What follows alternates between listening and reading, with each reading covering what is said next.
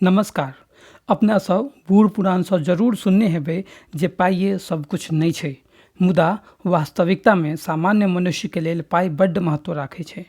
सब केओ अपन हिसाब सँ कमाइ छी, केओ नौकरी करै छी तऽ केओ व्यवसाय करै छी तऽ केओ कृषि करै छी। मुदा ओ पाइ के कोना प्रबंधन अथवा उपयोग करबाक चाही तै पर निर्भर करै छै कि अहाँ भविष्य में आर्थिक रूप सँ कतेक सक्षम हैब। किछु लोग पाइ अयलाक बाद अंट शंट तरीका सँ खर्च करनाइ शुरू कऽ दै छथिन। जरूरत नहियो रहला पर महंगा फोन, बाइक, गाड़ी, कपड़ा, जूता आदि कीनऽ लागै छथिन। आ बाद में जखन कोनो जरूरी रहैया अथवा इमरजेंसी आबि जाइया तऽ पाइये नहि रहैया, तऽ ओहि समय में दोसरा सँ कर्ज लेबऽ पड़ैया। तेँ आजुक समय में जरूरी छै जे अपन आर्थिक प्रबंधन बढ़िया सँ करल जाय। कोन खर्च कखन करल जाय, कखन नहि करल जाय, एहि सब पर बढ़िया सँ विचार करबाक चाही। तऽ एहि विषय पर हम एकटा किताब पढ़लहुँ जे कि बड्ड नीक लागल, तऽ सोचलहुँ जे अहूँ सबके संगे ओहि पर चर्चा करू। ई किताब तऽ ओना अंग्रेजी में छै, मुदा अपना सब मैथिली में चर्चा करब।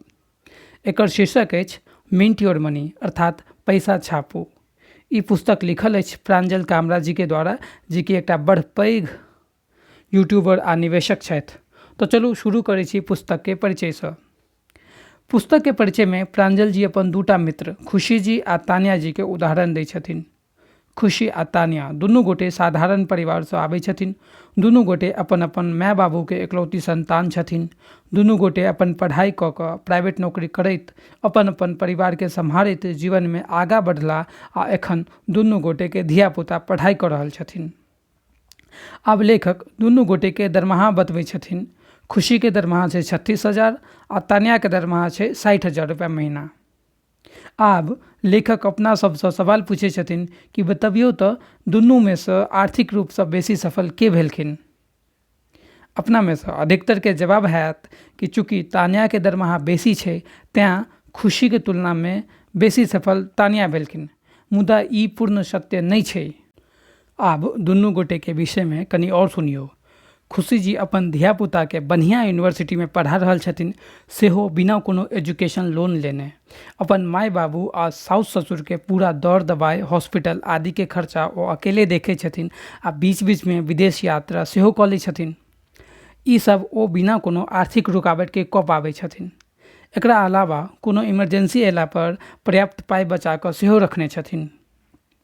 आ ओन्ने दोसरा दिस तान्या जी के ऊपर बहुतेक रास कर्जा छनि आ महीने महीने बड्ड पैघ किस्त हुनका देबऽ पड़ैया। आ हुनका डर छनि जे कोनो इमरजेंसी आबि गेल तऽ हुनकर सबटा पाइ खत्म भऽ जायत। तऽ आब कहियौ, एखनो अहाँ के लगैया जे तान्या बेसी सफल छथिन? लेखक के हिसाबे सफलता के मतलब ई नहीं छै जे प्रीमियम ब्रांड वाला महंगा सामान कीनू या राजसी जीवन के लेल या दूसरा के देखाउस करबाक लेल आँखि मुनि कऽ खर्च करू, बल्कि सफलता के मतलब ई छै जे कि बेगरता भेला पर अहाँ लग पर्याप्त पाइ रहबाक चाही। तऽ ई तऽ छल किताब के परिचय। अब अगला एपिसोड में अपना सब गप करबै एहि किताब के पहिला अध्याय के ऊपर।